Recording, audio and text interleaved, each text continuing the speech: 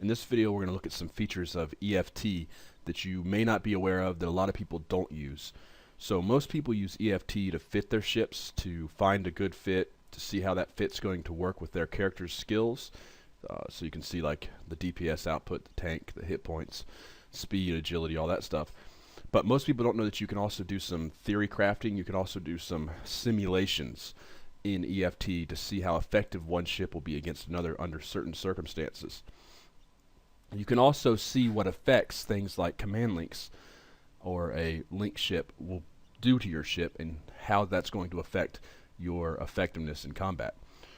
So first of all, let's look at a basic simulation.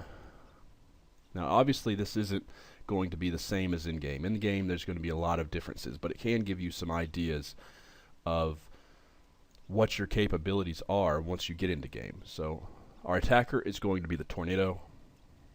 Our target's going to be the thorax. And we're going to say, ideally, this tornado fit right here wants to sit at about 20k at least. So, with both ships, these little things over here on the right side are the velocities of the ship. So you can see here the arrow for the attacker is going towards the target at 100% of its velocity. The target's velocity is 100% towards the attacker. So in this situation, both targets are moving towards each other at full speed, meaning tracking's perfect. There's no trouble tracking. So right now you can see let's move this over here, 683 DPS the tornado is putting onto the thorax at 20k. If we drop that to 25k, you can see it goes down to, if I can't even get it there, but 610 for 25.6. But most likely it's not going to be like that. Most likely it's going to be something more like tornado running away as the thorax chases, because the thorax is a close range thorax and he wants to scram. So, and you're never doing 100% velocity. I mean, almost never. It's rare. So something like that, and you still have perfect tracking relatively. Let's say 20k. But you can see here that the thorax is going 2,000 meters a second. The tornado is going 1,650.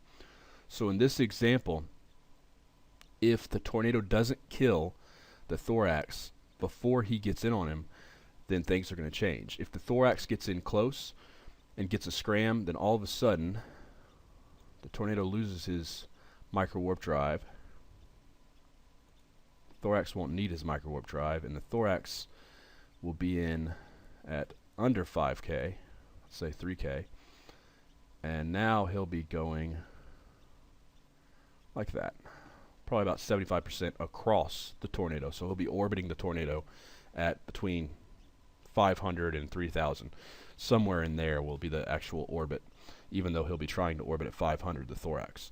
So at this range you can see there's a big problem. The thorax is only taking 3 DPS from the tornado, which means that the tornado is going to die. 100% certain tornado is going to die in this situation.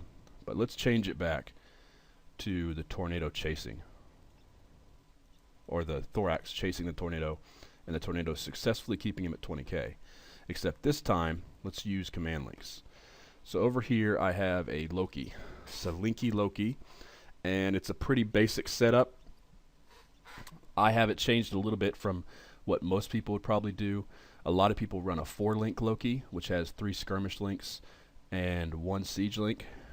I like to do this setup because this setup allows you to use an interdiction nullifier, so it's easier to move through nullsec and scout. So if you're scouting your tornado and you're running your dual boxing, you can use both. Most of the time I don't use links, but every once in a while it's fun to use. Mostly when I use links, it's just in fleets to help out a fleet. But when you are solo and you use links, it can be a huge advantage. So it's definitely something to consider training a second account for, because it'll make a big difference in your effectiveness. So what you want to do is you want to make sure you have the skills. So we got all level 5 there. So that shows our skills, and it's going to have maxed out skills. And then right over here, to see what effects that will have on the tornado, we come over here, Squad Commander, and you do bonuses from ship. If we were to do bonuses from character, you would get just the standard leadership bonuses. You see the shield hit points went up, armor hit points went up, agility gets a little bit better, lock time slightly better, stuff like that. But in this case, we don't want to do that. We want to do bonuses from ship. And go to Loki. And now when I do this here, when I do this, I want you to watch the velocity, the agility, and the shield hit points. Alright? So that's standard without any bonuses whatsoever. 28,000 EHP, 1650 mobility. So all of a sudden we jump up to 35,000 EHP and 2131 mobility, meters per second, top speed. So all of a sudden now this tornado's a lot faster. Something else, if you look over here, the warp disruptor went from 24K range to 36.7 range. That gives it a lot more flexibility where it can actually fight this fight at 30K and have a lot more safety, a larger margin of safety while engaging this this thorax. So you see the thorax here. Now he's actually slower than the tornado. All the tornado really has to do is watch for this thorax to overload. If he overloads the thorax, the tornado needs to be able to respond and overload as well to make sure he's able to maintain 30 to 20K.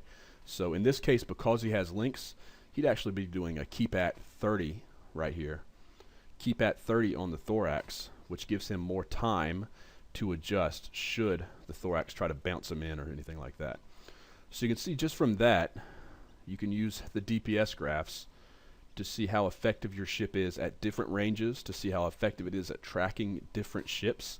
So for example, I could maybe bring in a Dramiel and show how well my tornado will track a Dramiel from 80K all the way up to 0, and see if it's even possible to hit a Dramiel at 40K as he comes in on me. And I can find out a lot of information about the capabilities of my ship. And the more you know about how effective your ship is and what your ship can and can't do, the more effective you're going to be at PvP. So that's the basics for the advanced stuff in EFT, knowing about leadership bonus.